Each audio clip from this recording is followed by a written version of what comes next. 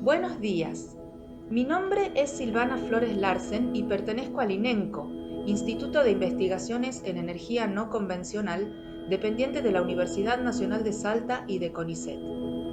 En este video mostraremos algunas de las construcciones realizadas por investigadores del INENCO desde 1980 en las zonas de Puna y Prepuna del noroeste argentino. Hemos seleccionado algunas de las más emblemáticas y quienes estén interesados en más detalles pueden ponerse en contacto con nosotros. Este mapita tiene marcadas algunas de las que me parecen más representativas de las transferencias que hemos hecho desde la institución. He marcado, por supuesto, las que están a 2.500 metros para arriba sobre el nivel del mar, ¿no? Tenemos bastantes cosas hechas en la Puna y cada cual tiene una característica particular que la hace especial y que la hace interesante de analizar. Por ejemplo, tenemos un barrio de 15 viviendas en Cachi que probablemente es de los más antiguos junto con la estación del INTA Brapampa, ambos son de los años 80. Y después tenemos los más nuevos, que serían, por ejemplo, la intervención en la aduana del Paso de Jama o el Hospital Bioclimático de Susques, no sé si alguno pasó por ahí y lo conoce. Tengo un par de fotos después para mostrarles, o el colegio del Alfarcito. Son todos edificios, como les digo, bien interesantes. Digamos, como un pequeño resumen de algunas de las cosas que nosotros hemos ido aprendiendo con estos edificios, porque lo que hacemos nosotros es diseñar los edificios, los construimos y después vamos con todo nuestro kit de monitoreo y lo llenamos de sensores de todo tipo, de radiación, de temperatura, de humedad, y los medimos para ver si realmente funciona como nosotros habíamos pensado en el diseño. Y si no funciona como habíamos pensado en el diseño, vemos por qué y qué se puede mejorar para las futuras implementaciones. Entonces hemos conseguido una cantidad de información que es muy interesante para aplicar, ¿sí? Información, digamos, surgida directamente de la experimentación. Entonces, ¿cuáles son los desafíos que nosotros tenemos en un clima como este? Principalmente son las bajas temperaturas, estas bajas temperaturas en invierno y en verano, y las grandes amplitudes térmicas que hay entre la hora de salida del sol y la hora a la que se alcanza el máximo. Esos son condicionantes muy importantes. Y además el viento, para los edificios el tema del viento es crucial porque se incrementan lo que se llaman las pérdidas térmicas por las paredes y los techos, además de todos los problemas, digamos, adicionales que trae el polvo, pero desde el punto de vista térmico nos quita calor de la casa, entonces tenemos que considerarlo dentro de nuestro análisis. Obviamente, diría que el 99% de los edificios que hemos hecho tienen el problema de que no llega a la red de energía o eléctrica o, bueno, de gas imposible, no tienen conexión a las redes, no hay agua potable, entonces todo lo que se relacione con el uso de energía en las viviendas tiene que ser provisto exclusivamente a través de energías renovables, principalmente fotovoltaico, y si necesitamos calefacción, refrigeración y esas cosas, tenemos que diseñar específicamente las estrategias para calefaccionar los edificios con energía solar, que es la energía disponible. El otro problema importante es el tema de la mano de obra. No hay, digamos, mano de obra especializada a la que uno le pueda exigir o pedir que haga determinadas cosas o instale cuestiones tecnológicas que a veces no se desconocen o se terminan instalando mal o poniendo mal y terminan arruinando, digamos, cuestiones de diseño. Entonces, hay un problema con la mano de obra que debe tenerse en cuenta, en consideración, cuando uno arma todo esto, ¿no? Bueno, la otra cuestión es que no se puede construir durante todo el año, no es que yo decido ahora largo la construcción y me voy a construir porque, bueno, con las bajas temperaturas se cristaliza el hormigón, se quiebra y entonces hay que hacer toda una planificación de cómo se construye.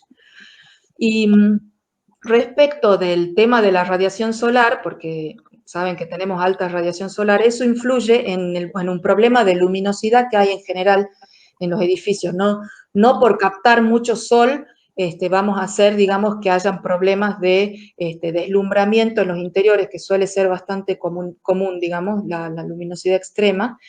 Y ligado a eso, el tema de la alta radiación ultravioleta que hay también debido a los altos niveles de radiación. O sea, bueno, el agua con arsénico, la baja humedad relativa, que eso influye, digamos, en la percepción de confort de las personas, aunque, digamos, la sensación de confort es algo que se va,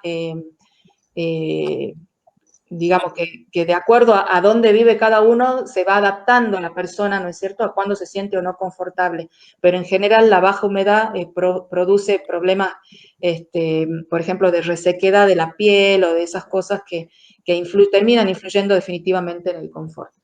Y bueno, y como les decía, el problema de los materiales, a estos cambios extremos de temperatura también es una cosa que hay que tenerla en cuenta. Sobre todo con cosas que se pueden romper, caños de agua y esas cosas que hay que tener cuidado. La ventaja también, digamos, es el tema de la alta radiación solar. Hay climas en donde hace mucho frío y no hay sol, como sería el sur de la Argentina, que son inclusive más complicados, pero en este caso nosotros tenemos un recurso que es de los mejores del mundo. La radiación solar que hay en la Puna está séptima en la lista, digamos, en el mundo, entonces tenemos que poder aprovecharlo. Respecto de la temperatura, esto es muy llamativo, digamos, o sea, para quienes no viven en climas como este, acá yo, por ejemplo, en rojo, les puse, esto es un año completo, ¿no? En el último año de La Quiaca, que está, bueno, como unos 60 kilómetros, pero es más o menos representativo. Estas curvas rojas son las temperaturas máximas durante el año y la curva azul son las temperaturas mínimas durante el año. Esto arranca en septiembre del 2019 hasta septiembre del 2020. Entonces, por ejemplo, acá vemos que la máxima ronda más o menos entre los 15 o los 25 grados, ¿sí? Con una pequeña disminución alrededor de julio, pero fíjense que en julio inclusive podemos tener temperaturas máximas diarias de 20 grados. La diferencia, la cuestión son las temperaturas mínimas, que sí tienen una oscilación y que van más o menos entre los menos 15 o menos 12 grados hasta los 10. Entonces, ¿eso qué hace? Que en el verano nosotros tengamos una amplitud térmica de 15 grados. Recuerden que, por ejemplo, las normas IRAM y todo eso, cuando uno las estudia, ya tener amplitudes mayores de 14 ya es una exageración, digamos, dentro de lo que sería la normativa. Ahora, miren, acá en invierno tenemos 30 grados de amplitud térmica. Eso es una barbaridad. Entonces, para luchar, digamos, contra amplitudes térmicas tan grandes, lo que se hace con los edificios es usar masa térmica. La masa térmica lo que hace es absorber estas amplitudes exteriores tan grandes para que en los interiores no haya este salto térmico tan grande. Esta es una imagen de la radiación solar que hay en la zona de la Puna. Fíjense que, como les decía, la concentración es súper alta, así que nosotros la podemos aprovechar. El grupo nuestro del INENCO tiene un grupo especial que se dedica a medición de radiación solar en sitios de altura. Entonces tenemos bastante bien caracterizado cómo es la radiación solar y qué modelos son los más apropiados para usar en la Puna. Aquí arriba en la imagen, por ejemplo, están los mapas que generó este grupo para la zona de Salta y Jujuy, que nosotros son los que utilizamos normalmente, que son mucho más exactos que los que se pueden encontrar en otros lugares. ¿Cómo trabajamos nosotros en el grupo de edificios bioclimáticos? Entonces, nosotros nos llega, por ejemplo, un pedido de asesoramiento de un edificio en cualquier lugar.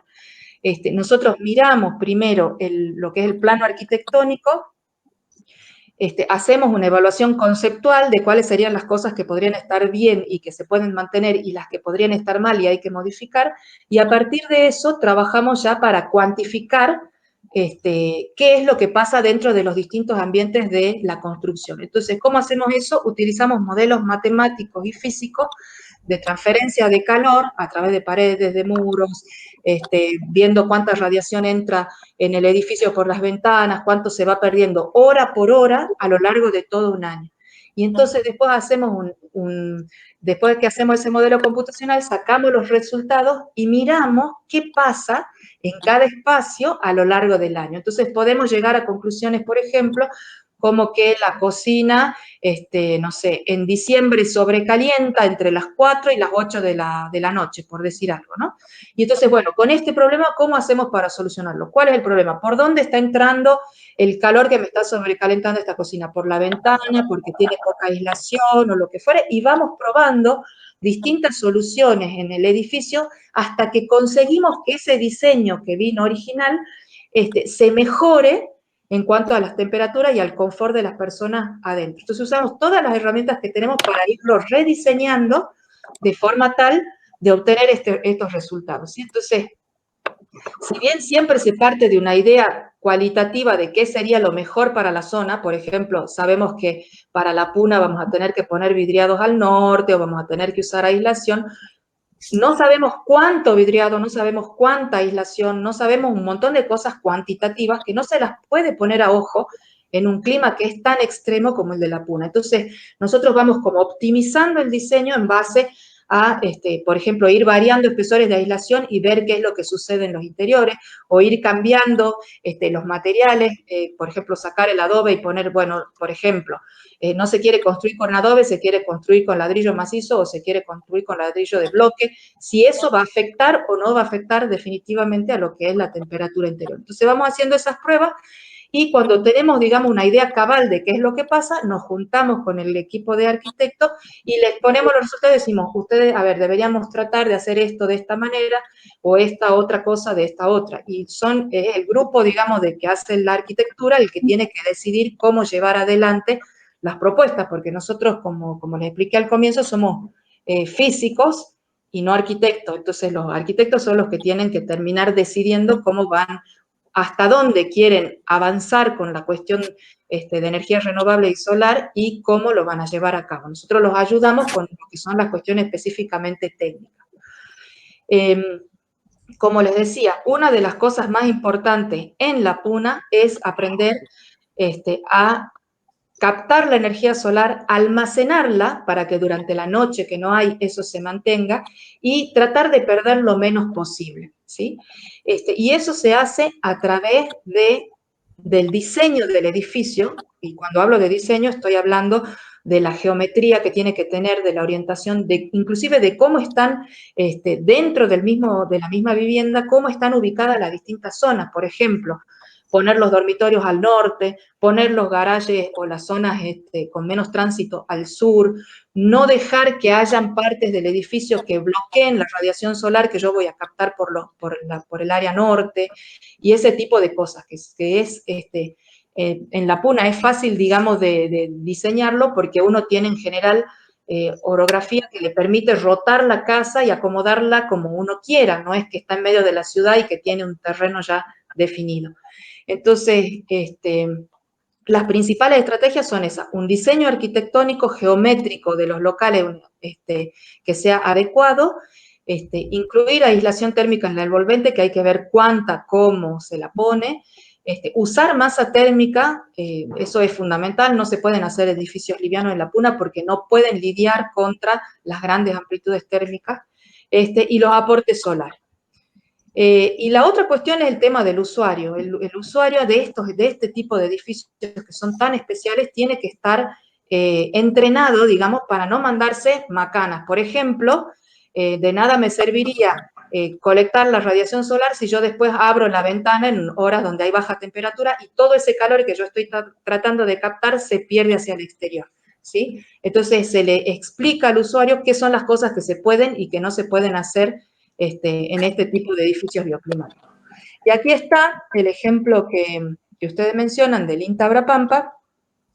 Es un edificio que está pensado con materiales bien, masivos en el interior para que puedan acumular la radiación que entra por estos invernaderos que se ven acá abajo a la derecha, y estas ventanas que aparecen acá se llaman muros trombe o muros colectores acumuladores, que son, hay un vidrio adelante de la pared que está pintada de color oscuro, y que lo que hace es un efecto invernadero dentro de ese espacio y entonces al calentarse el muro, que se calienta como unos 70, 60, 70 grados, transmite ese calor hacia el interior. Entonces, el muro este hay que diseñarlo con herramientas informáticas ¿para qué? Para que la cantidad de calor que entre hacia adentro entre en la hora que yo quiero, porque yo puedo hacer que entre a la hora, a las 2 horas, a las 3 horas o a las 4 horas de haber alcanzado la máxima temperatura. Entonces, de acuerdo al espesor, variando el espesor, puedo manejar ese tipo de cosas y todo eso se hace por simulación computacional. Entonces, este edificio lo que se hizo fue tratar de captar la mayor cantidad de energía solar a través de un invernadero, que es el que está ubicado aquí al este, y en los muros Trombe acá. Acá hay otra vista, digamos, del edificio durante la construcción. Por supuesto que acá está todo completamente cuidado, el tema de la aislación en techos, en piso y en paredes, para tratar de minimizarlo lo más que se pueda. E inclusive los colores interiores que se utilizaron para las baldosas son colores para absorber la radiación y poder mantener esa temperatura agradable durante todo el año. Otra cuestión, el tema de la iluminación, por ejemplo, se maneja con ventanas chiquititas que están ubicadas alrededor de la vivienda, tratando de que no haya demasiada luminosidad, ¿no? Así que este es un edificio que prácticamente no requiere, si bien tiene una estufa para poner, digamos, para agregar calefacción auxiliar, prácticamente no requiere de calefacción auxiliar en todo el año, inclusive con periodos de bajas temperaturas. ¿Por qué? Porque se maximizó la radiación solar y se minimizaron las pérdidas. En el 2007 hicieron como una ampliación de este edificio. En esa ampliación yo tuve la posibilidad de participar.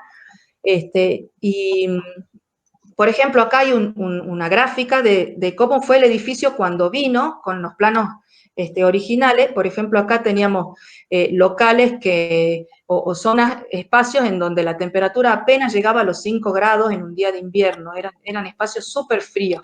Y los problemas del diseño eran principalmente de orientación, falta de aislación y falta de masa. Entonces fuimos corrigiendo esos errores, y conseguimos aumentar la temperatura hasta 8 grados. Entonces, yo no vi, digamos, el edificio finalizado, pero ese fue el trabajo que hicimos con el grupo de arquitectos que hizo la modificación.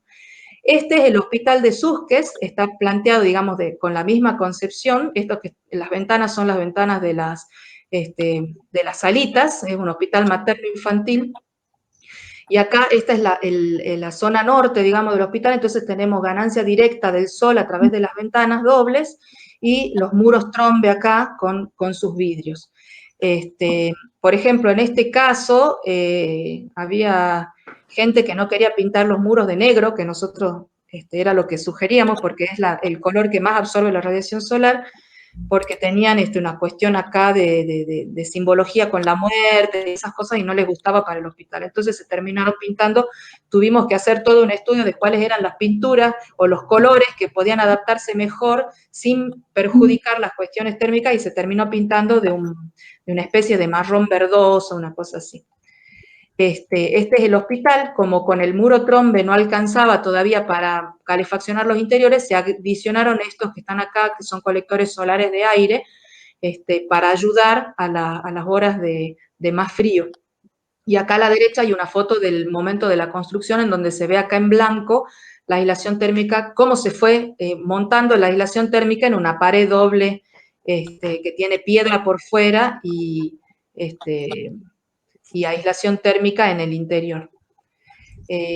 Ahí hay un ejemplo de cómo funciona el Trombe. En este caso el Trombe, bueno, tiene dos aberturas pequeñas, se lo puede hacer con abertura o sin abertura.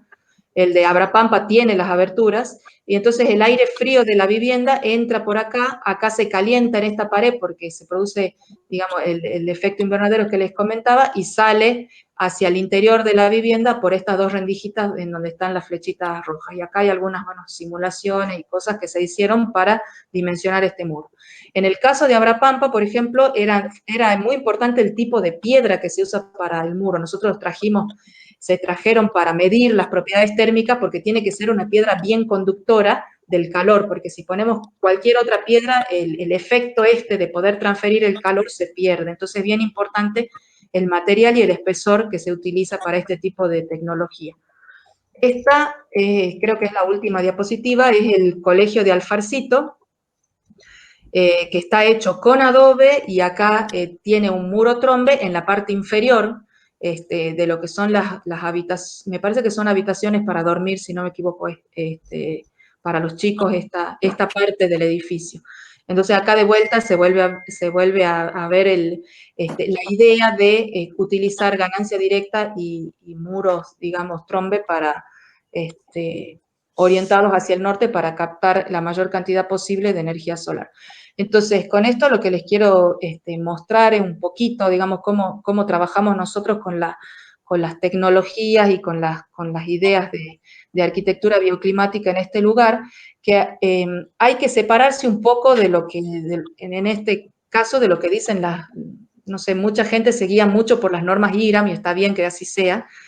Las normas IRAM tienen definido, digamos, qué es lo que hay que hacer en cada zona climática del país y esas cosas, o cuáles son las aislaciones que tienen que poner, pero están hechas, digamos, no están estudiadas para cada caso y para cada localidad. Entonces, la PUNA es un ejemplo típico de lo que se sale de esta norma. Todo lo que dice la norma no necesariamente es lo más adecuado para este clima, porque la norma no considera los altísimos niveles de radiación solar que hay aquí, ni las amplitudes térmicas.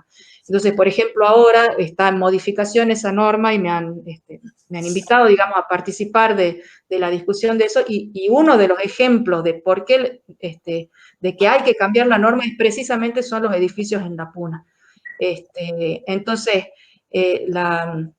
la discusión es que este tipo de edificios no se puede diseñar a ojo y a lápiz, sino que hay que incluir herramientas tecnológicas de computación y de modelos numéricos que son mucho más detallados y exactos para saber qué es lo que va a pasar con este tipo de construcción. Porque acá imagínense que un error de diseño de arquitectura va a llevar a que toda la vida del edificio necesite tener prendido un calefactor a gas o de algún otro tipo. Entonces no se puede, es muy finita la línea que hay para equivocarse en este tipo de edificios que están en climas que son tan extremos. Entonces, por eso nosotros siempre apelamos, digamos, a armar un grupo interdisciplinario entre los arquitectos y los físicos que hacen digamos, toda la cuestión de cálculo, y la verdad que nos ha ido súper bien porque se consiguen cosas hermosas desde el punto de vista arquitectónico y hermosas desde el punto de vista